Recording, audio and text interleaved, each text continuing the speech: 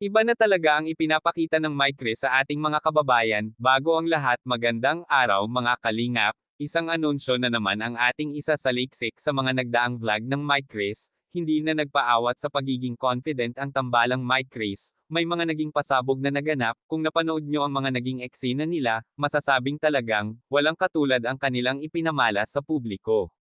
Marahil may mga netizen na nagpapatuloy pa rin na mabigyan linaw ang kanilang katanungan sa Mike Chris dahil sa ngayon ay hindi nga matahimik ang iba nating mga netizen sa pangbabatikos ng kanilang napapansin sa publiko. Walang sekreto, ika nga, ang hindi nabubunyag, subalit may mga taong naman ipinagtatanggol ang kanilang tandem, lalo na ang kanilang mga kababayan na supporter nila nung magsimula pa lamang ang Mike Chris.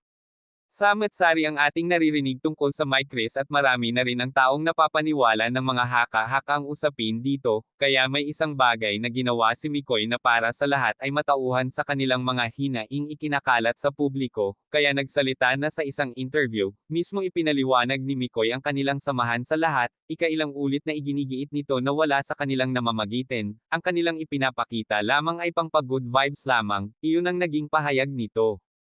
Usaping kay Krista, syempre agad na rumisbak itong si Mikoy na ipagtanggol si Krista sa maraming tao na patuloy pa rin sa kanilang pang-iinsulto.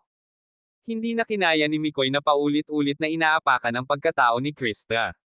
Wala naman raw talagang perpektong tao sa mundo, sabi rito, masyadong marumi lang ang pag-iisip ng ibang tao. Humingi naman ng despensa si Mikoy sa mga kanyang nasabi kung mamasamain man ito ng ibang tao. Ayaw niya lang na maapektuhan ang buhay ni Krista sa mga bagay na wala namang katuturan, nais niya lamang itong protektahan sa mga taong pilit na sirain si Krista, dahil naging parte na rin ng buhay ni Mikoy si Krista at kung tutuusin pamilya niya na rin ang turing nila kay Krista.